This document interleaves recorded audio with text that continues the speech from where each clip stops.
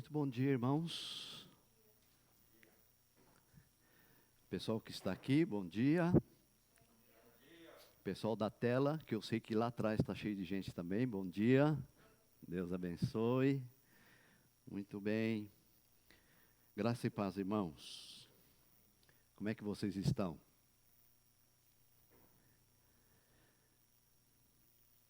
É fácil perguntar daqui, né? Às vezes a gente não tem um retorno. Mas eu gostaria de dizer, qualquer luta, qualquer dificuldade, qualquer necessidade, por favor, sinaliza, nos dê um alô. No mínimo, nós vamos estar orando por você. Então, por favor, não se acanhe. Muito bem.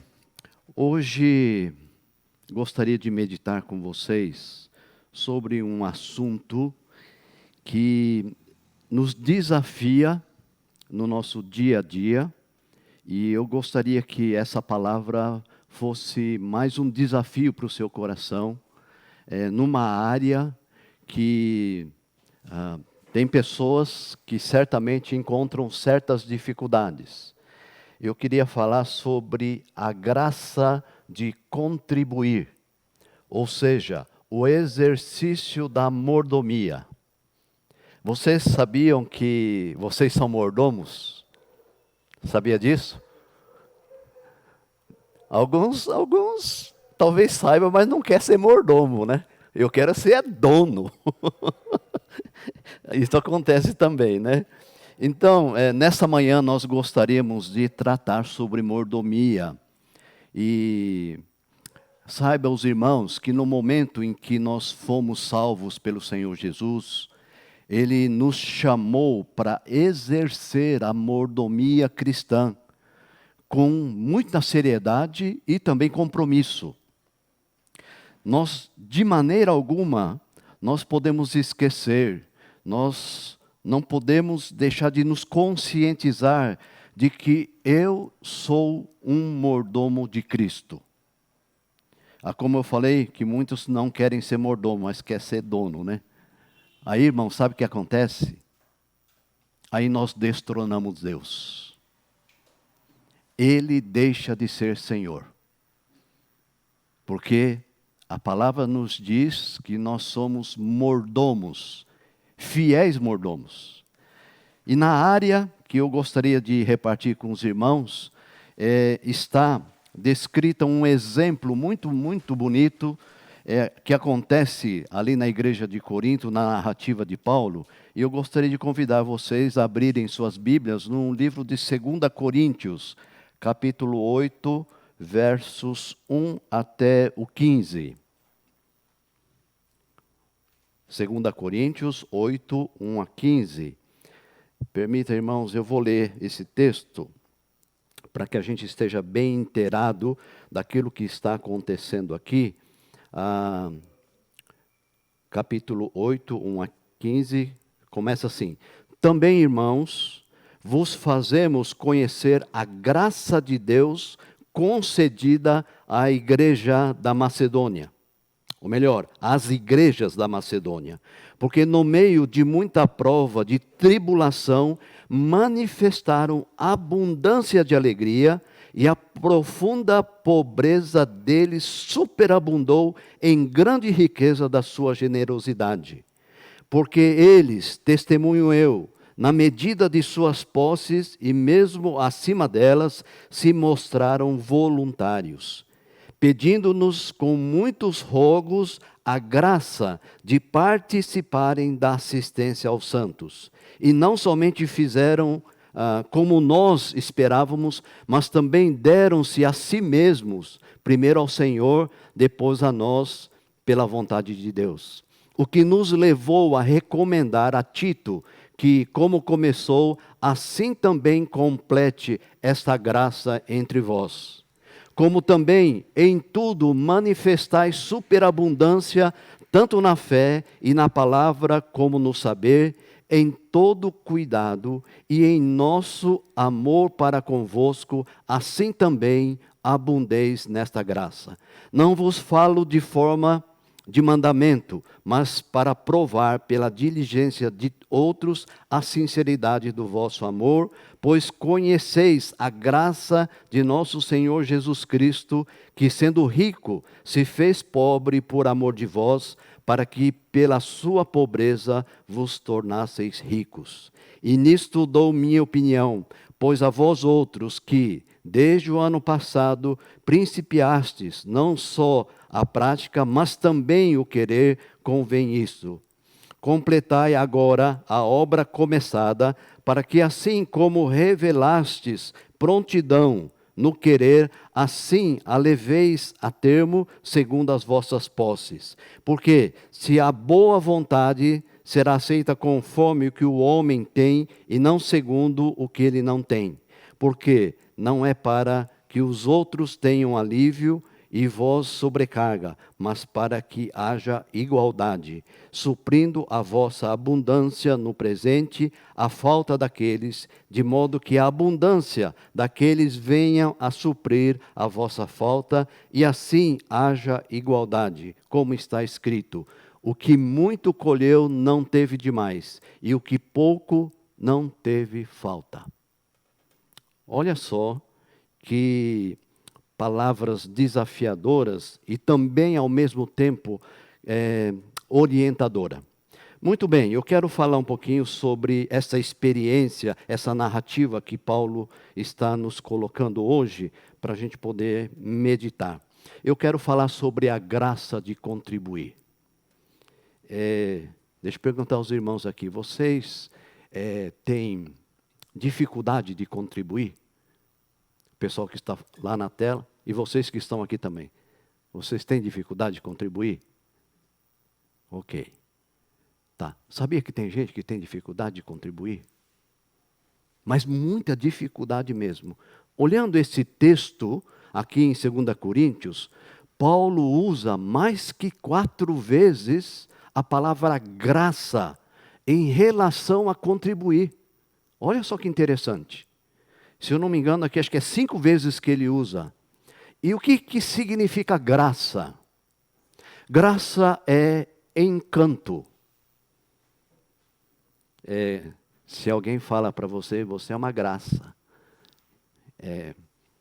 Dá para entender, né? Aqui graça significa encanto, doçura, favor não merecido, mas livremente outorgado pela vontade e pela bondade. Olha só. Graça é favor divino contrário ao merecimento humano. Então, se você recebe e você não merece ou não merecia, isso é graça. Então, nós não merecíamos a salvação, mas ela foi dada, mesmo não merecendo, porque nós somos pecadores. Isso é graça de Deus. É um favor de Deus a nós, o qual nós não merecemos. Irmãos, aqui nesse texto, Paulo ensina que a contribuição é um favor que Deus nos faz. Você já pensou nesse lado? A contribuição é um favor que Deus nos faz e não um favor que nós fazemos a Deus. É esse sentido. Irmãos, enquanto eu e você, a gente não compreender bem isso, que a contribuição é uma graça divina, a vida cristã não vai ser completa. Então, diante disso, nós queremos voltar à origem, nós queremos voltar ali o plano original de Deus, que é investir os esforços, investir tempo, investir dinheiro nas coisas do reino de Deus. Irmãos, tudo o que vai levar ao crescimento do reino de Deus, aqui é que deve de haver investimento. Devemos saber que mordomia é também uma demonstração de uma vida cristocentralizada. Então, quando a gente começa a meditar sobre isso, vamos entender, irmãos, que a prática é tudo para Ele. Amém? Primícias e não sobras. A Bíblia ensina que nós devemos colocar e viver com Cristo centralizado, entronizado em primeiro lugar nas nossas vidas. Não é assim a orientação bíblica? Mas sabe, irmãos, a grande verdade é que a grande maioria dos cristãos pode ser que não estão praticando isso. Aquele buscai em primeiro lugar o seu reino e o que mais? Sua justiça. O que está acontecendo é que, na verdade, estão buscando todas as coisas deste mundo e deixando o reino de Deus em segundo plano, ou até às vezes em último plano. O importante é me satisfazer. O importante é para mim. Se às vezes a gente não pensa assim, a gente pensa assim: o mais importante é para os meus filhos. Então nós já estamos distorcidos dos princípios da palavra de Deus. Irmãos, não foi assim o que aconteceu com os macedônios, conforme a gente vê aqui. Vamos dar uma observada aqui. O que estava acontecendo, irmãos? Paulo estava promovendo uma grande campanha para levantar uma oferta especial em favor dos crentes perseguidos ali em Jerusalém. E com isso, claro, muita gente pobre. Chegou Paulo em Macedônia e, ao contemplar a situação desse pessoal, a pobreza, o estado difícil daqueles irmãos, ele até sentiu que, em vez de pedir oferta, ele ia pegar essa oferta para distribuir para o pessoal ali da Macedônia. Ele queria até distribuir esses donativos que ele já tinha conseguido. E olha só, irmãos, percebendo esses irmãos ali de Macedônia que Paulo estava querendo poupá-los desse esforço financeiro, eles pediram insistentemente que queriam participar do privilégio de contribuir. Irmãos, isso mexe o coração da gente. Por quê? Não tendo condições, ou muitas condições, nós queremos também participar. Nós queremos também ser um canal de bênção para outros irmãos que estão lá longe, que estão precisando, quem sabe mais do que eu. Esse relato nós vimos aqui do versículo 1 até o versículo 5 do capítulo 8. Olha só, essa expressão me impressiona. Versículo 3. Porque eles, testemunho eu, Paulo falando, né? Na medida de suas posses e mesmo acima delas, se mostraram voluntários. Olha o versículo 4. Pedindo-nos com muitos rogos a graça de praticarem da assistência, ou de participarem da assistência aos santos. Com muitos rogos, falando para Paulo, nós queremos participar. Isso, irmãos, me faz lembrar de um outro episódio presenciado por Jesus e também pelos seus discípulos, algo assim bem semelhante. Vamos dar uma olhadinha no livro de Marcos, capítulo 12, versículos 41 a 44. Marcos 12, 41 a 44.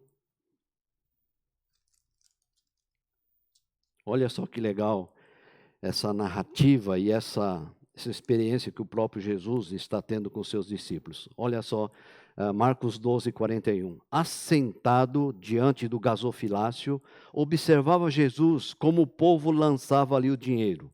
Ora, muitos ricos depositavam grandes quantidades, grandes quantias.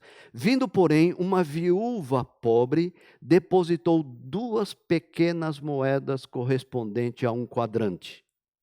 E chamando os seus discípulos, disse-lhes: em verdade vos digo que esta viúva pobre depositou no gasofilácio mais do que o que fizeram todos os ofertantes. Porque todos eles ofertaram do que lhe sobrava. Ela, porém, da sua pobreza, deu tudo quanto possuía, tudo, todo o seu sustento. Aqui nós precisamos entender que Jesus não está menosprezando, que Jesus não está desprezando aqueles que estavam dando até da sua sobra. Mas Jesus está chamando a atenção aqui para observar essa viúva que estava não dando da sobra, mas estava dando tudo o que ela tinha. Então, irmãos, aqui a gente começa a entender que não é sobra para Jesus, é tudo para Ele, porque tudo pertence a Ele. Então, nesse texto, nós aprendemos com os macedônios, que aprendemos com essa viúva pobre, sobre a mordomia cristã. Eu gosto dessa afirmação, quando a gente vê o exemplo dos macedônios e dessa viúva pobre. Essa palavra eu acho interessante. Ninguém é pobre demais que não possa contribuir para a causa de Deus. Olha só. Porque, irmãos, a gente não sabe o que Deus faz quando alguma coisa cai nas mãos dele. Ele faz milagres. Muito bem. Dr. Shedd, na sua Bíblia, Shedd, ele fala sobre mordomia, dizendo assim, que a mordomia consiste em não na quantia oferecida, mas no sacrifício. 2, não em usar o que eu preciso e oferecer o saldo restante, mas em oferecer tudo o que tenho e sou. Irmãos, aqui a gente percebe claramente, é radical a coisa.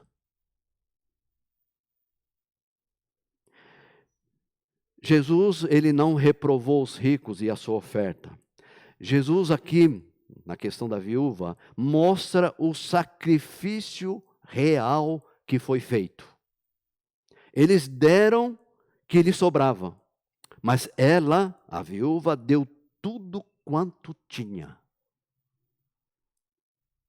Oh, meus irmãos. E Jesus disse que ela deu mais do que todos juntos. Irmãos, não era o valor.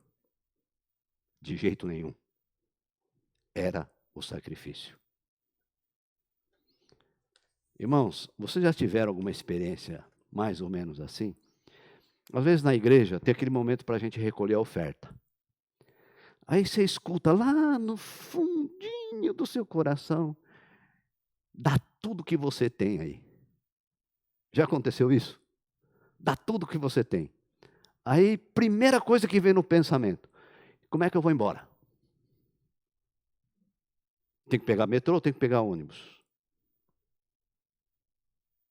Mas ali você escutou o Espírito Santo falar, dá tudo que você tem.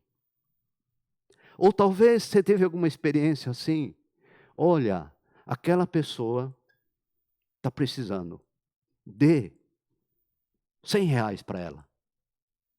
Já teve alguma experiência assim? Alguém lá no fundo falando ao seu coração?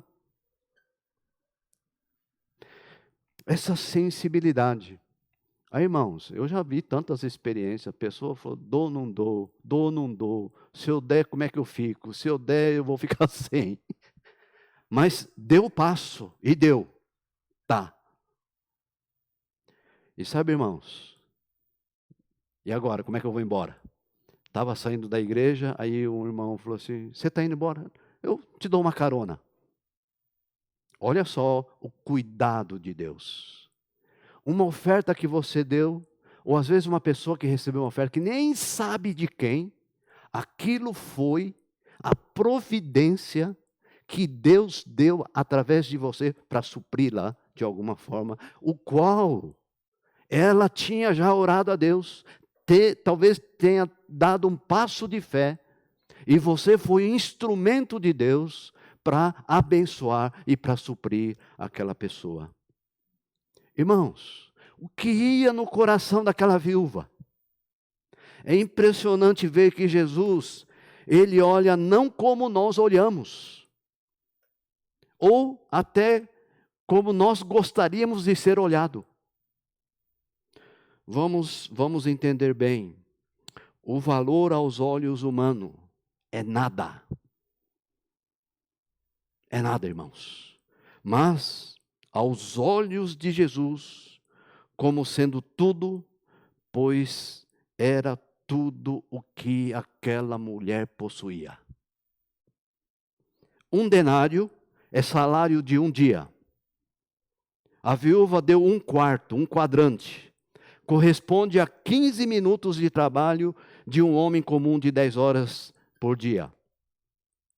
Por isso, irmãos, os nossos valores muitas vezes caem diante dos valores de Deus. Eu quero dizer uma coisa também, que na questão do dízimo funciona da mesma maneira. Muitos sentem-se envergonhados por dar o seu 10%. Já viu isso, irmãos?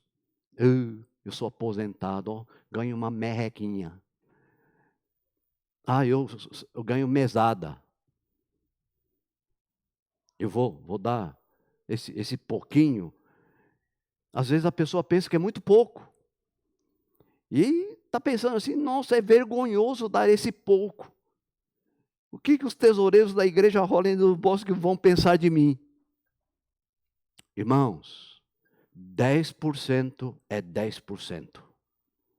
Não é o valor.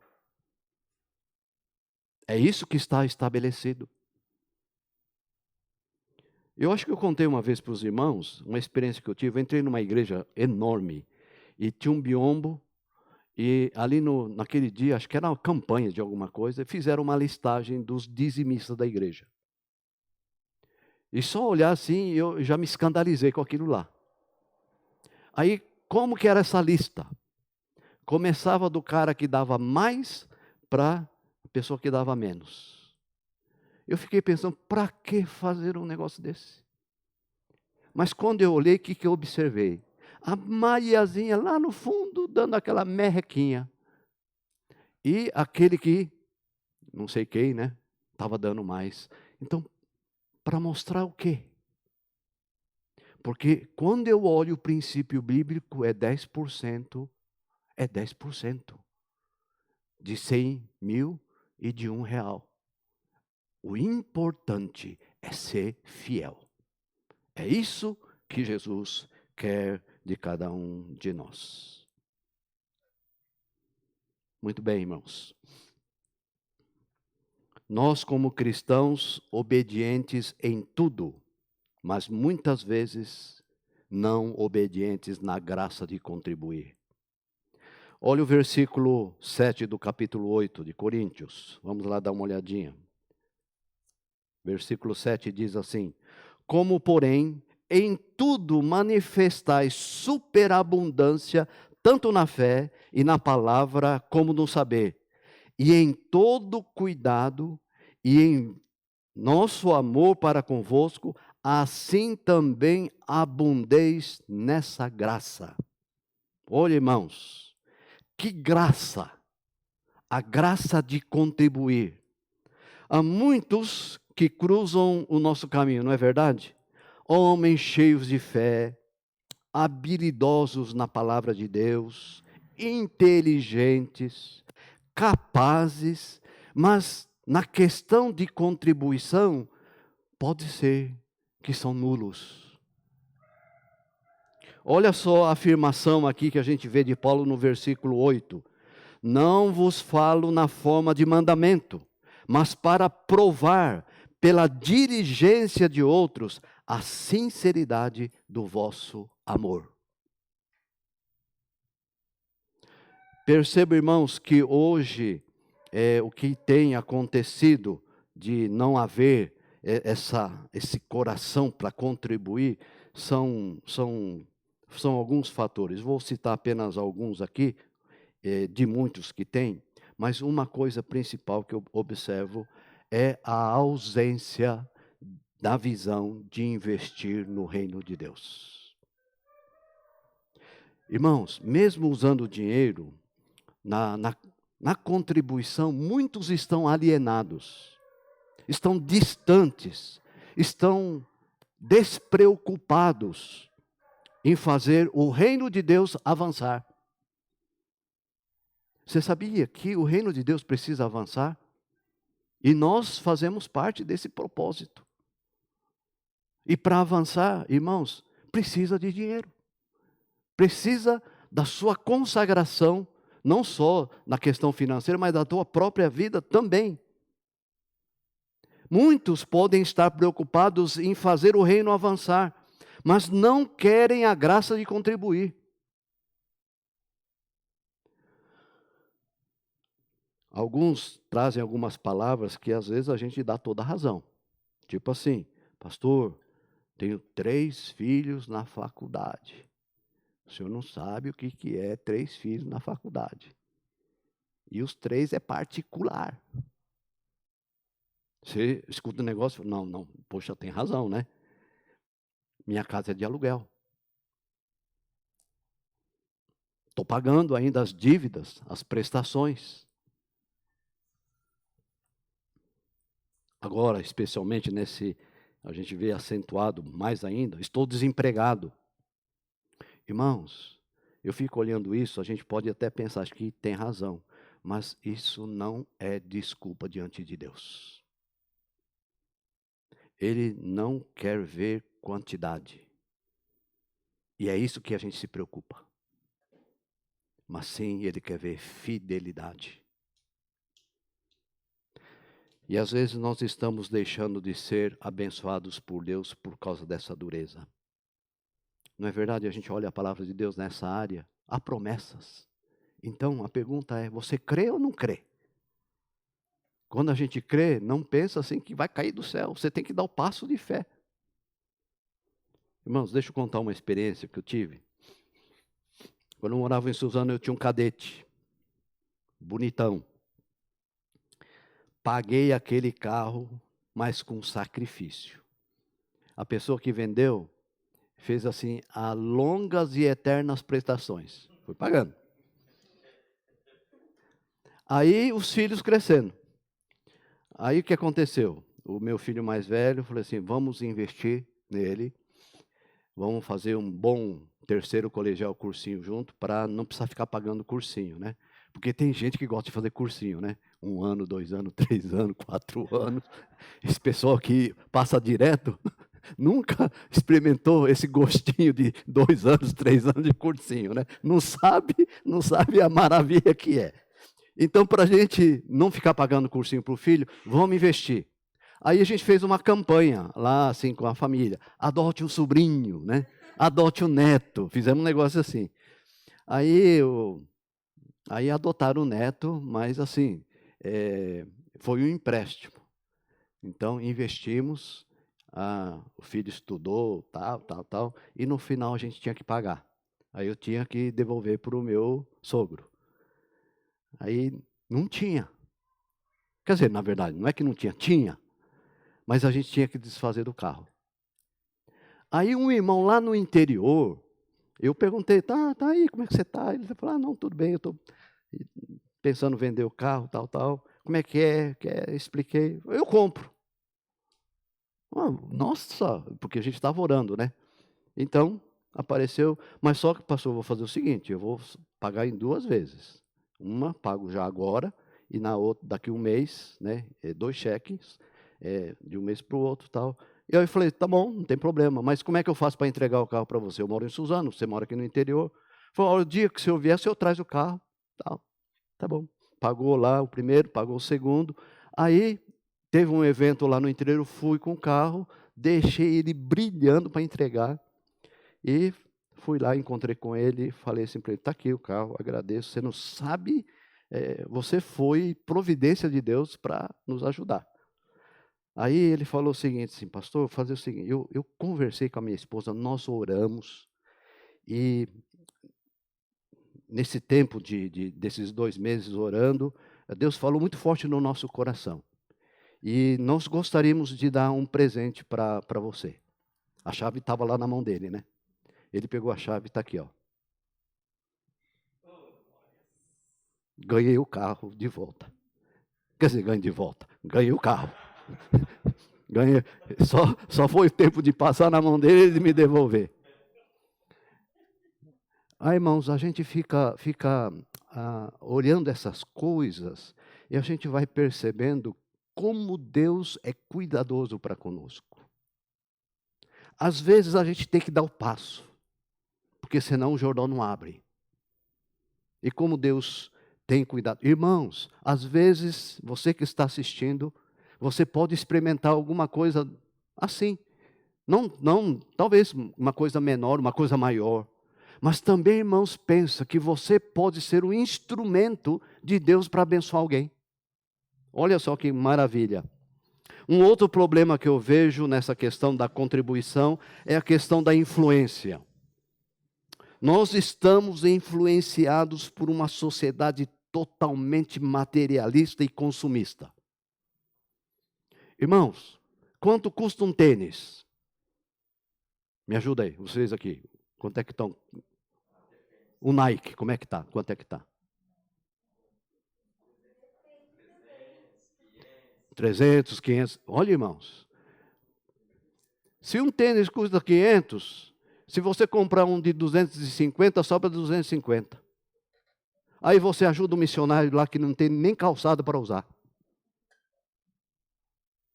Ô, irmãos, é uma decisão importante que mas a gente está tão pressionado por essa sociedade materialista, por essa sociedade consumista, que é assim. Por que não pode ter um tênis com preço menor? O materialismo, o consumismo nos pressiona tanto, que nós não temos tido cuidado de pensar de maneira diferente. Irmãos, quantas vezes a gente vai para o cinema? Quantas vezes vai para o shopping? Quantas vezes come fora? Quantas vezes vai para o McDonald's? Eu não estou falando, irmãos, que não é para fazer isso.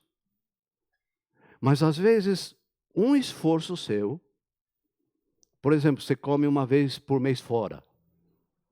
Se você faz o sacrifício de economizar isso, e você canalizar esse esforço que você fez para abençoar alguém, abençoar alguma instituição, irmãos, isso deve fazer prática na nossa vida, no nosso dia a dia.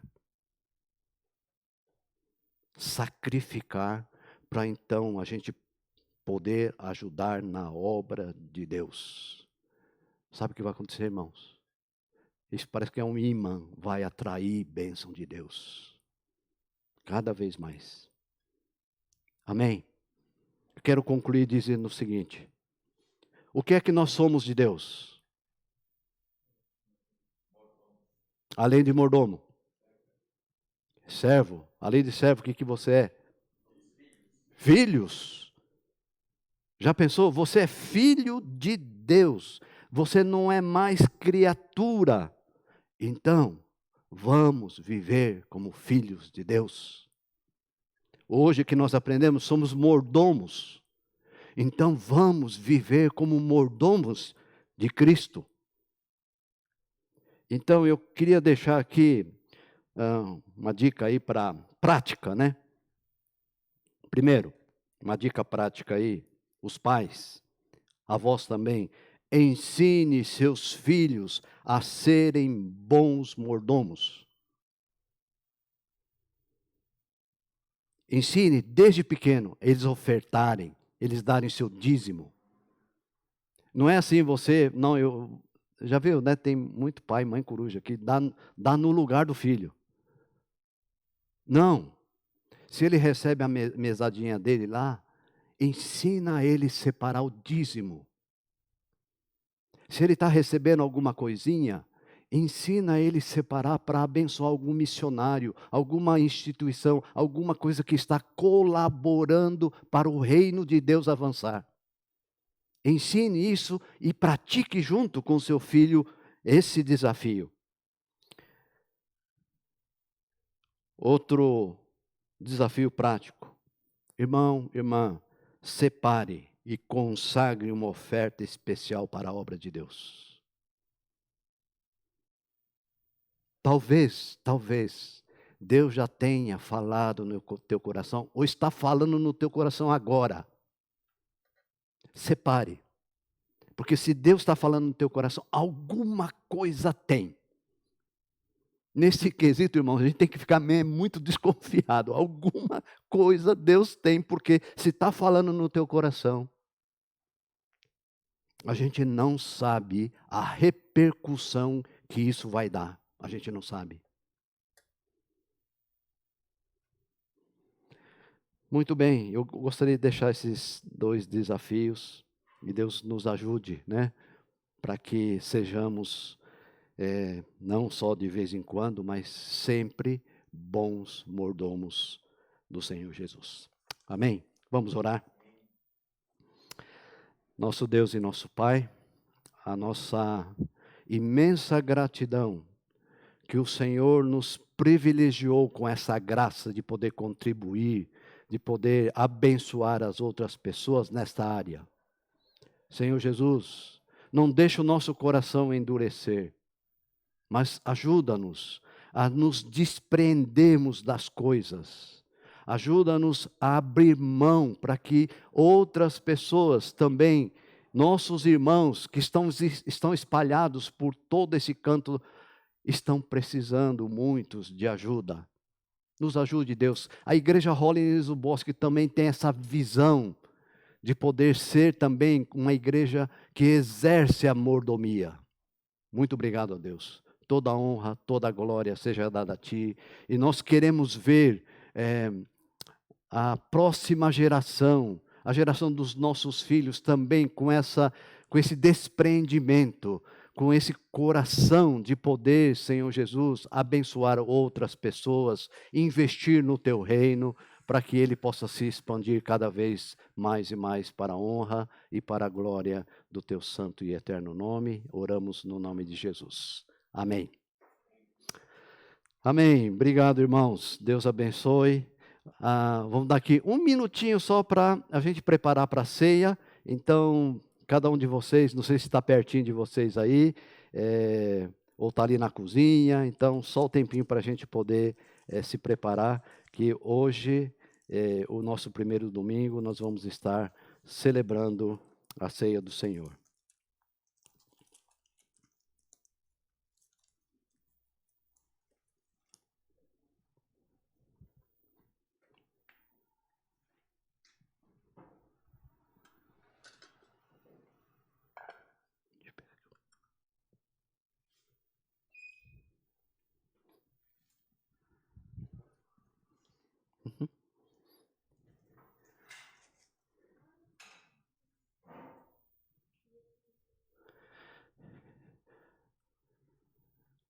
Ok. O pessoal que está aqui trabalhando também vai estar participando.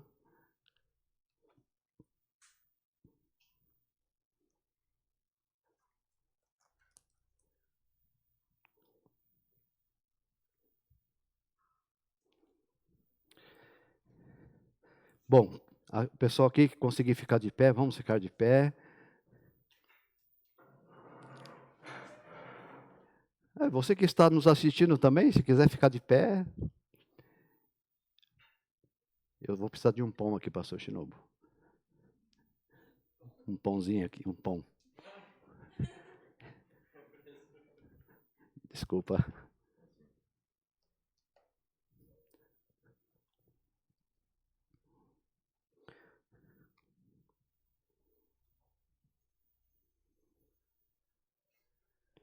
Que o Senhor Jesus, 1 Coríntios capítulo 11, versículo 23, que o Senhor Jesus, na noite que foi traído, tomou o pão e, tendo dado graças, o partiu e disse: isto é o meu corpo que é dado por vós, fazei isso em memória de mim.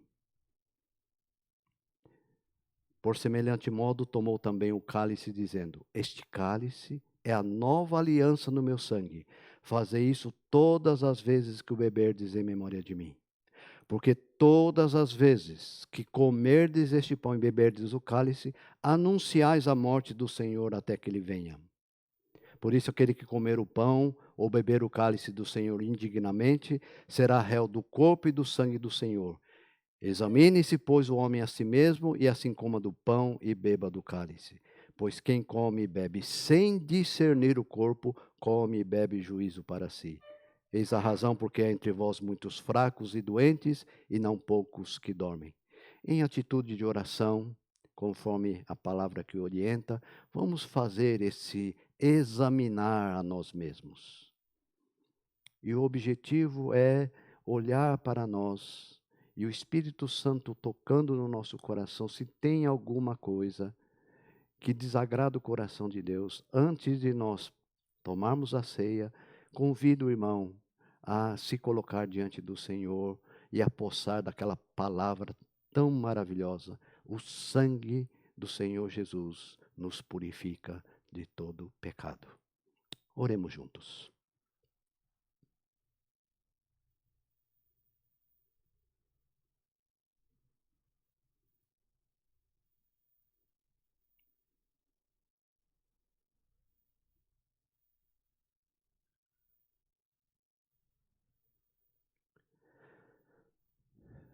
Obrigado, Senhor, o teu sacrifício na cruz.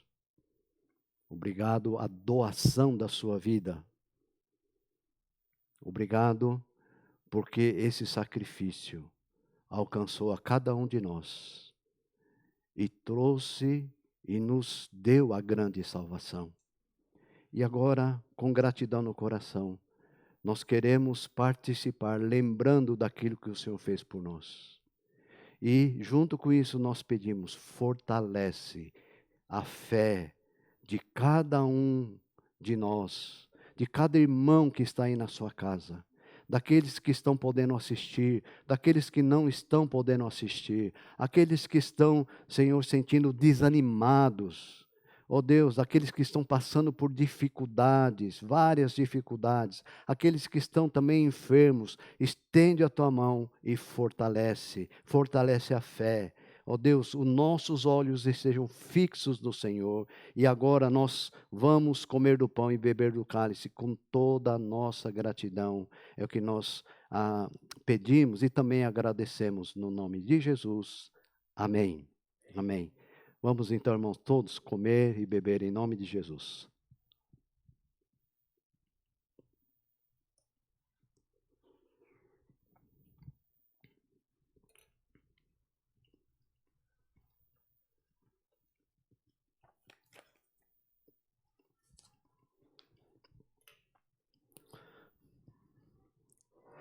Muito bem.